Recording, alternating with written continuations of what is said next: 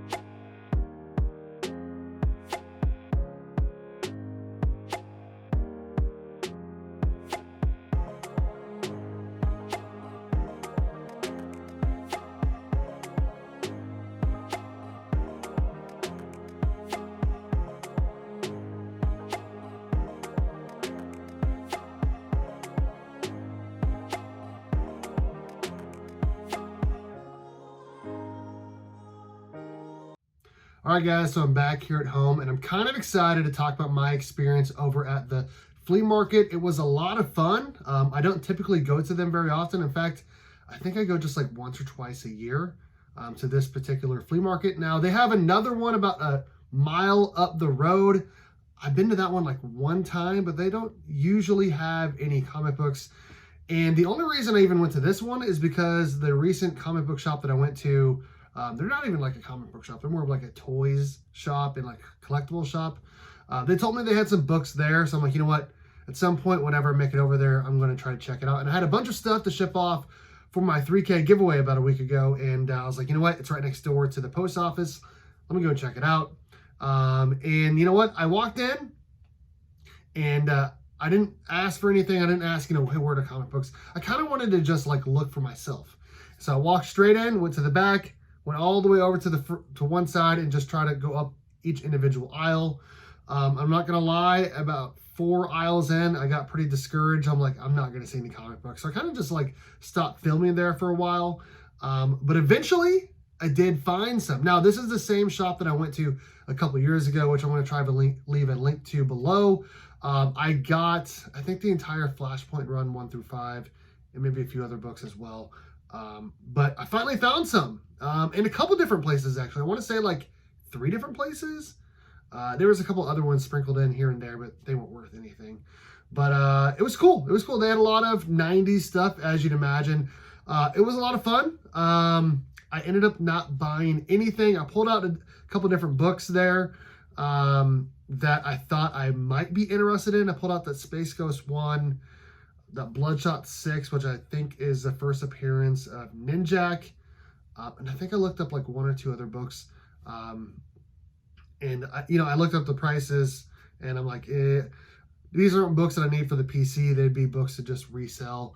And they weren't worth enough for me to spend, I think it was like $3 per book. And I'm like, I'm not going to do that. In fact, like there was one section with like a bunch of different books that said it was like price as marked. And I don't think I would have paid $40 for that entire stack of books. I'm not sure I would have paid $20, honestly, for that entire stack of books.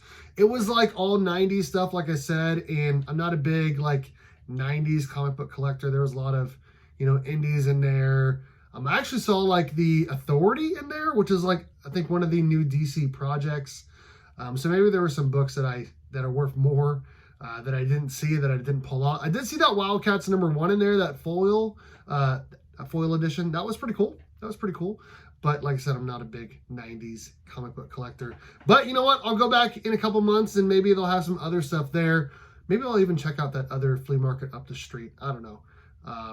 But it was a lot of fun. It's always fun to go to new places to see if they have any comic books. So again, my name is Steve from Burke Family 54 Comics. Let me know in the comments section what you guys think of today's video. What do you guys think of the flea market? All of that and more. All right, guys. Thanks for watching. And as always, go Cats! Cowabunga! It's Morphin time!